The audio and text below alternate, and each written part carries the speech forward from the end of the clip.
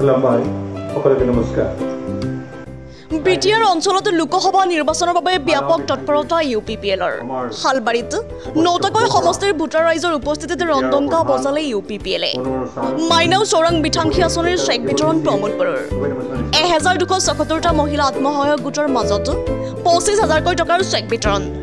আজি বাক্সা জিলাৰ শালবাৰীত বিটিআৰ চৰকাৰৰ উদ্যোগত এক বিশাল চেক বিতৰণ অনুষ্ঠানৰ আয়োজন কৰা হয়।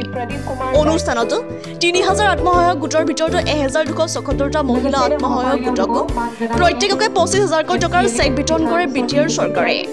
উক্ত অনুষ্ঠানত উপস্থিত থাকে বিটিআৰ চৰকাৰৰ মুখ্য কাৰ্যবাহী সদস্য প্ৰমোদ বড়ো, উপ মুখ্য কাৰ্যবাহী সদস্য গোবিন্দ চন্দ্ৰ বসুমতাৰী, গৌতম দাস, কাৰ্যবাহী সদস্য ৰাকেশ ব্ৰহ্ম, ঘনশ্যাম দাস, অধ্যক্ষ কাতিৰাম বড়ো সম্বন্ধিতে বিভিন্ন পৰ্যায়ৰ বিষয়ববীয়াসকলে লগতে আগন্তুক লোকসভা নিৰ্বাচনত মিত্ৰজোঁটৰ চৰকাৰে 12-23খন আসন লাভ কৰিব বুলি দাবী কৰে প্ৰমোদ বড়োৱে।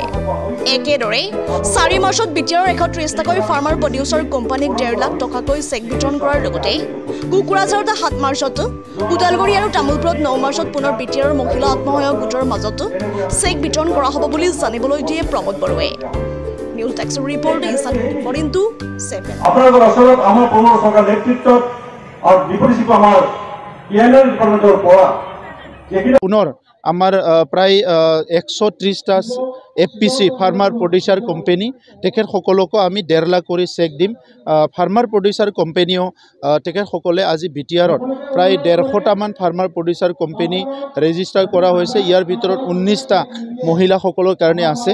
এই সেলফ হেল্প ফাৰ্মাৰ প্ৰডিউচাৰ কোম্পানীসকলক আমি 1.5 লাখ টকা এই কাৰণে দিছোঁ, তেখেতসকলে যাতে কোম্পানীটো অলপ ষ্ট্ৰং কৰিব পাৰে, ট্ৰেইনিং ল'ব পাৰে আৰু বিভিন্ন কামবিলাক আৰম্ভ কৰিব পাৰে। ইয়াৰ কাৰণে ফাৰ্মাৰ প্ৰডিউচাৰ কোম্পানীবিলাককো আমি 1.5 লাখ কৰি চেক দিয়াৰ কাম কালি কৰিম। ইয়াৰ পিছত আৰু কোকৰাঝাৰত অহা 7 তাৰিখত আৰু 9 তাৰিখত ওদালগুৰি, তামোলপুৰ, আত্ৰিঘাট, ডিমাকুছিত আৰু এই কাৰ্যসূচীটো ৰূপায়ণ কৰা হ'ব। আজি মই শালবাৰীত প্ৰায় 2টা পথৰ কাৰণে যিটো শিলান্যাস কৰা হৈছে আৰু ইয়াৰ লগতে আৰু এটা পথ আছে, অলপ পিছত সেইটো কৰা হ'ব। আৰু লগতে কলেজখনতো এটা অডিটৰিয়াম মুকলি কৰাৰ কাৰণে গৈ আছোঁ। শালবাৰী সমষ্টিত বহুত বছৰৰ পৰা পিছ পৰি আছিলে।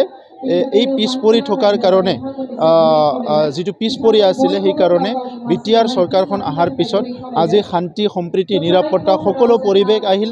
লগে লগে আমি বাকীখিনি কাম কৰিবলৈ আজি সুযোগ পাইছোঁ। সেইকাৰণে শালবাৰী অঞ্চলত মই নিজে আহি বহুতখিনি আধাৰশিলা কৰিছোঁ আৰু বহুতখিনি কাম কৰিবলৈ আমি হাতত লৈছোঁ। প্ৰাৰ্থী আমি অতি শীঘ্ৰে ঘোষণা কৰিম, কোনো ইয়াত একো অসুবিধা নাই।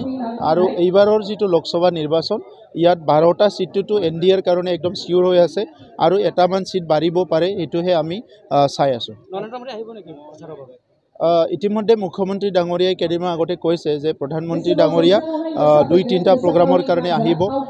বড়োলেণ্ডত আহিবনে নাই সেইটো এতিয়ালৈকে ঠিক হোৱা নাই। আহিলে আমি বহুত ভাল পাম।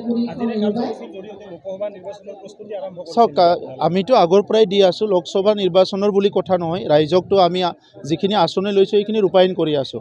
লোকসভা নিৰ্বাচনৰ কাৰণে এইবাৰ সুকীয়া কেম্পিং কৰিব লগা নাই।